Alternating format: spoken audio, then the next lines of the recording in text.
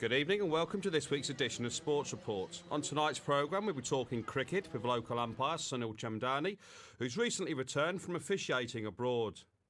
We'll also be catching up with local athlete Gerai Torres, who's had a busy summer away from the Rock. And football has started to make an appearance, and we'll be finding out what's been happening in junior football and what's on the cards in the coming weeks for table soccer. We start, however, with triathlon, and this past weekend saw the 13th edition of the NatWest GBC Triathlon take place. The sun rose early on Saturday morning, as did the athletes and organisers for this year's NatWest Triathlon. The event is now in its 13th year and is proving more popular year on year. This year there were just under 100 participants, and they began to prepare from around 8 in the morning on the middle of the runway. The event venue has changed in recent years and now sees the sea swim take place off Western Beach, the cycle on the western end of the runway, and the run around Glass's estate to finish at the Bayside complex. The popularity has seen the numbers of categories increase, with juniors under 10, under 13s and under 18s, senior novice and senior practicing, veterans and teams. The juniors got proceedings underway with the under 10s racing into the sea. They would swim around the jellyfish protection nets and back to the beach before heading to the transition area and their bike leg on the runway. Once completed, they would head across the runway and into the stadium, with the finish this year set on pitch number 2.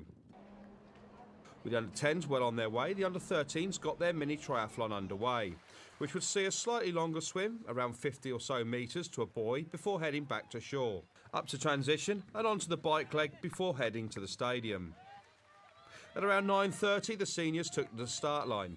The mass start is always a picture in itself, as all the athletes eagerly jockey for position. The swim for the seniors was slightly longer than the 300 metres advertised and saw them head out towards the safety marker around 150 metres off the beach. They headed towards the runway before turning back towards the beach and out of the water and onto the transition area.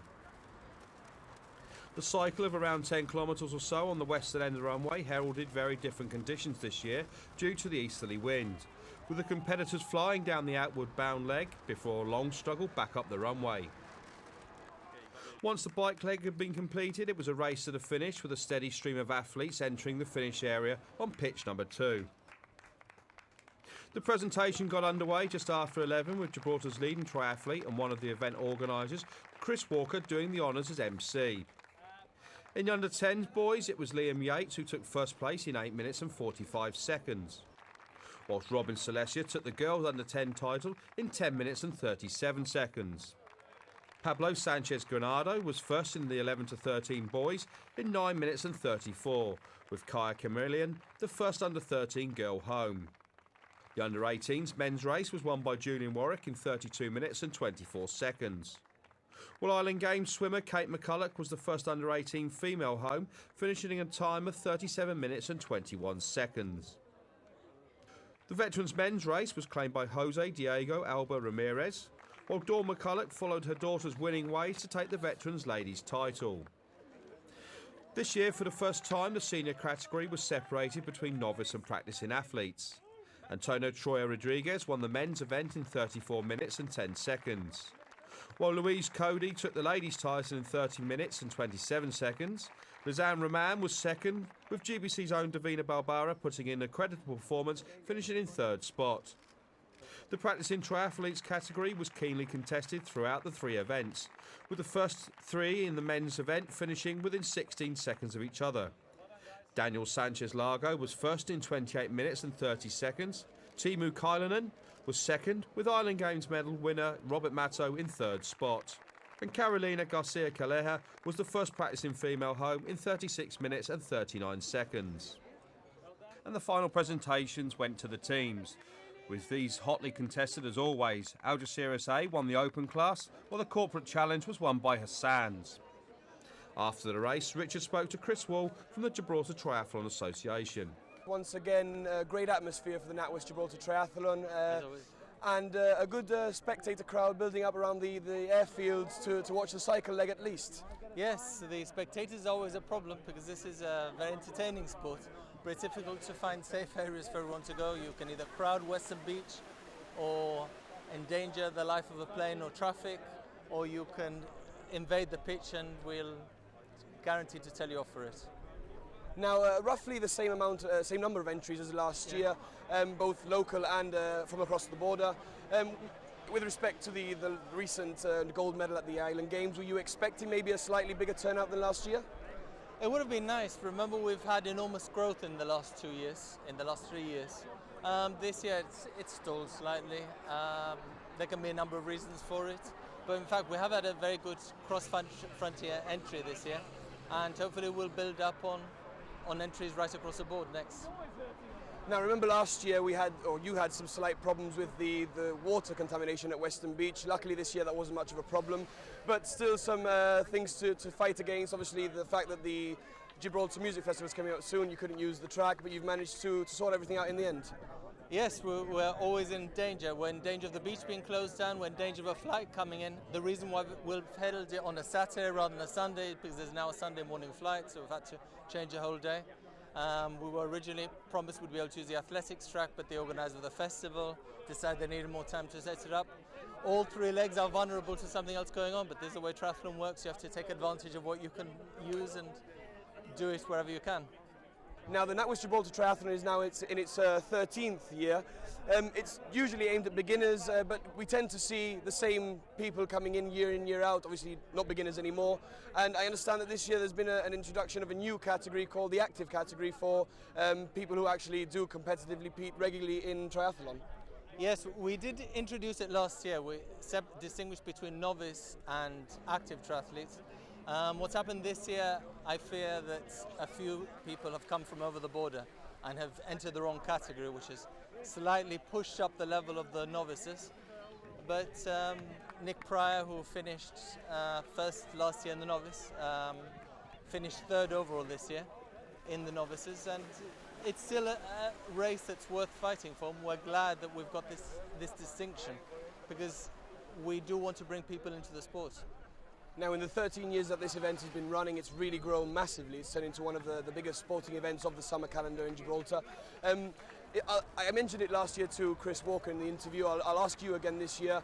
Are there any plans to hopefully introduce a slightly longer triathlon for those interested in taking part? Here is a point at which I differ slightly from my fellow committee members. I would very much like to see an open Olympic distance triathlon. I think we can stage the event. It's going to be very difficult. We either have to close roads or have to do a lot of laps on the runway, but there's no reason why we couldn't get a serious race bringing top quality triathletes. There's nothing wrong with the present race, which introduces a lot of people, not just from Gibraltar, but even Spanish novices come over because they know this is a good place to start. But after 13 years, I would agree with you. It's time we gave a good race for the Gibraltar public. Now, Chris, one final note, leaving the Gibraltar Triathlon aside, one triathlete who is also making the back page in the Chronicle today is Akil Viz, who's in France this weekend, competing in the Ironman for Great Britain, representing Great Britain. Yes, absolutely. There are different championships. There's the European Long Distance Championships, which is what Akil is competing in. But let's not rule out the World Olympic Distance, where Gibraltar is sending a full team. And we hope, obviously, Gibraltarians, whoever they're competing for, will fly the flag and do well. But I'm particularly excited at how we can do when we sell a full-strength team, particularly in the veterans categories. We might cause a slight stir. That's all for part 1. In part 2, we'll be talking cricket, athletics and football.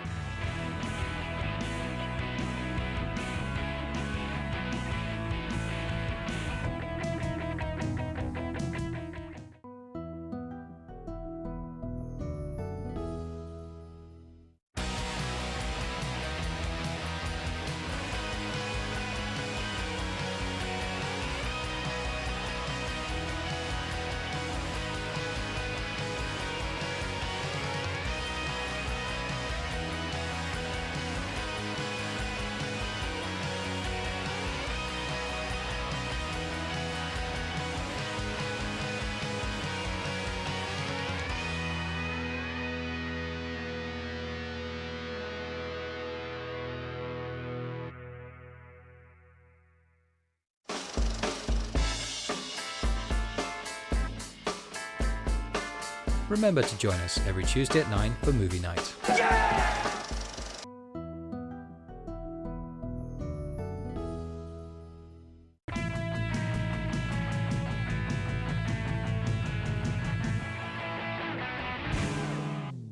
Gibraltar's cricketers are coming to the business end of their season. The Senior League was decided a few weeks back, and on Saturday the Europa Oval hosted the final of this year's Murto Cup. Med CC and Bavaria CC, the only two unbeaten side in this year's competition, battled it out in the Levante heat on Saturday afternoon. Med CC batted first and set their opponents a target of 214 in their 40-over innings, including a massive 94 runs from Danny Guest. Bavaria then made a brave effort to reach their target with an 80-run contribution from Scott Cipollina. In the end, they fell just 8 runs short, losing the final wicket with just 1 ball to spare.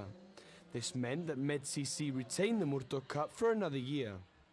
One man who was heavily involved in Saturday's final and has been extremely busy in the world of cricket is umpire Sunil Chandiramani.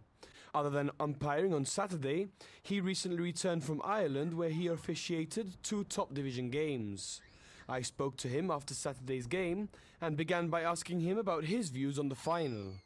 Well, firstly, this season's been very competitive. I've umpired in the Premier League here, the Cup and the midweek games, and I can see over the last couple of years things are getting tougher, players are getting better, stronger and fitter, and especially in the midweek stuff, you get to see better cricket being played, and especially at Division 1, where we're going into the last week of the season and we don't know who is actually going to win the league.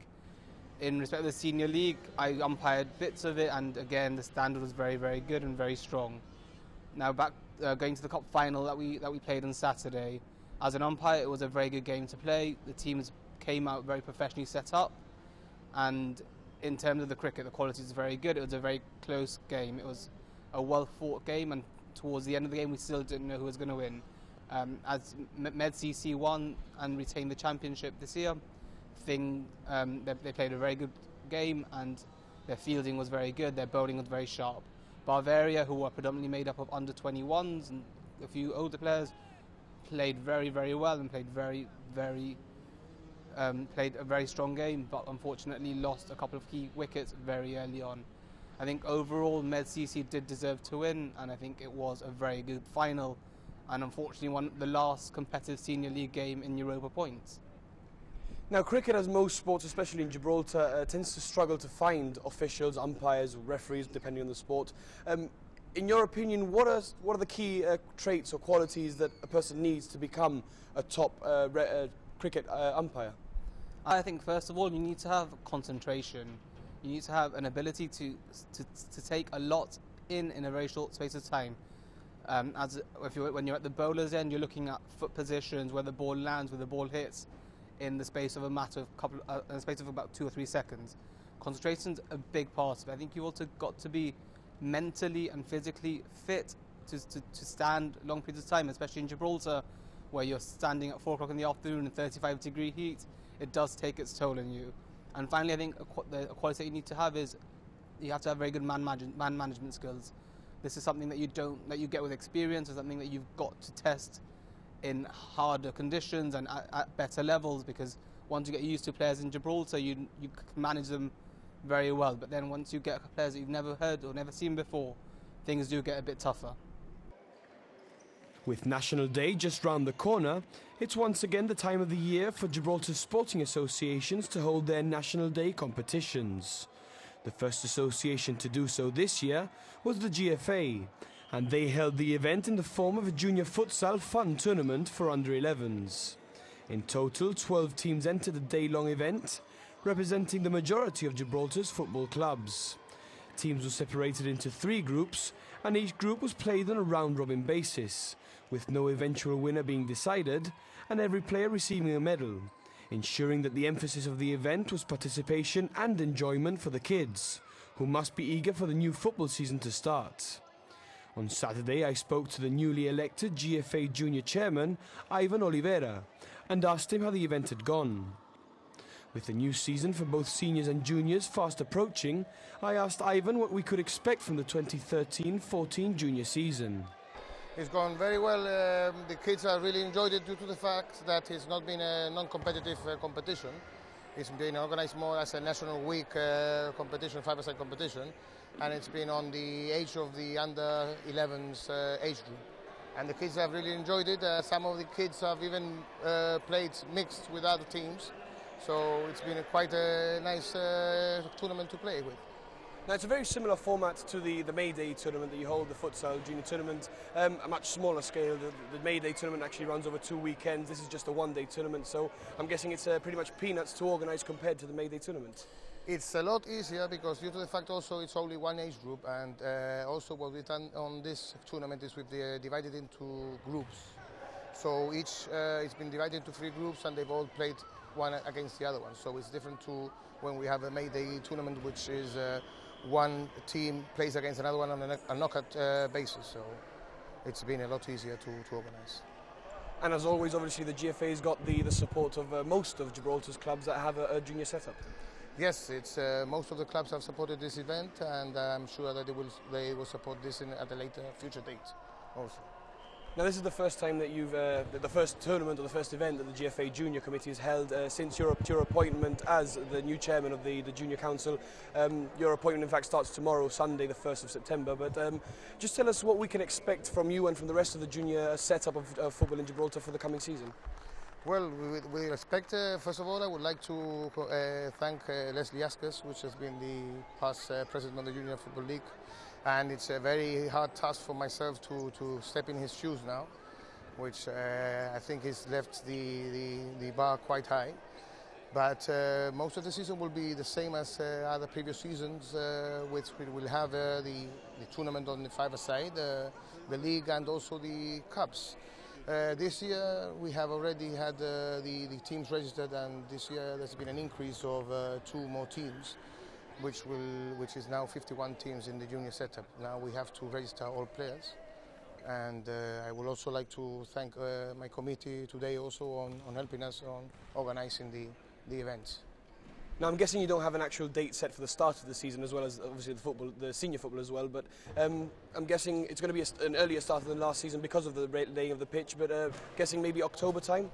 We are aiming to start on the last week of September or first week of October. That is what we are aiming for, so that's the way forward. Staying with football, and Gibraltar's table footballers will be travelling away to compete on the international stage this weekend. Richard caught up with the squad's vice-captain, Patrick Dean.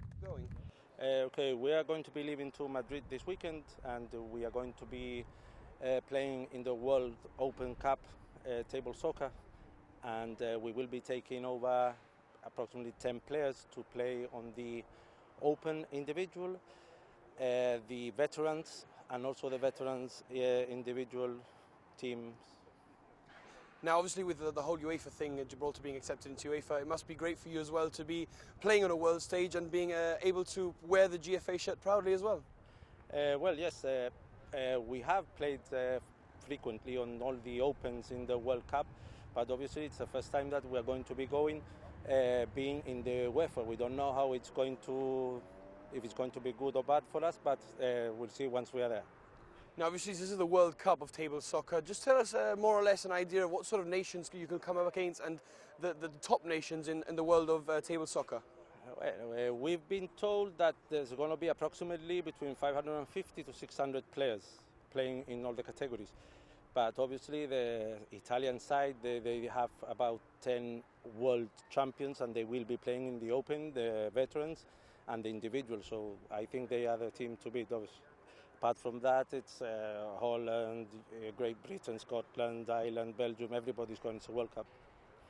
Now for Gibraltar, such a tiny place, such a small nation, to be competing in a World Cup at a world level, that's credit in itself. But obviously this year you'll be wearing the Gibraltar shirt, which just adds a bit of sentiment to the whole occasion. Well, according to the players that we have, we should be doing really well on the Open, shall we say, the team veteran event. We should be having a very good, strong team, and we hope to do really, really well on the veterans. On the other categories, we still don't know. We don't know the level of Subbuteo right now, but on the veteran side, we seem to have a very good team, so we'll be trying to do our best on that level. Now, Patrick, off camera, you were just telling me how grateful you are to the GFA for presenting these shirts to you to be able to wear abroad. Yes, we are very grateful. We have the red shirts already, which we bought ourselves, and as we are going to be playing for 4 days, we approached the GFA and they offered us to give us the second strip, and they've given us 14 shirts for all the players and the officials going over. Now, Patrick, one final question. As a team, as team vice-captain, what are your main aims of the tournament? I mean, obviously, just being there is good enough, but what are your main aims of bringing back from the tournament? Well, we always make a lot of friends when we go over, especially from Malaga, Estepa, Barcelona, Murcia and Madrid. But on the other side, we would like to make more friends with the Belgians, the Dutch, which are very strong on table soccer. And we've got a lot of very good Italian friends that we will be meeting in Madrid now when we go over. It's been a busy summer for athlete Gerai Torres, whose most recent endeavours were at the World Championships in Moscow, as he explained to Richard. Well, Gerai, you recently came back from the World Championships. You're not a newcomer to the event, but just tell us this year how the Championships went for you. Race-wise, it didn't go so well because I was not putting something off my personal best. So yeah, it wasn't a good race. It was actually the worst one of this year. But then again, the experience was amazing. I mean, to be there with the best of the world is just something else. And yeah, it's my first time. I'm only 19. It's my first time going to World Championships, so I'm honoured to be representing Gibraltar in such an event. And yeah, I'll just take this to look forward to the future. That's fair.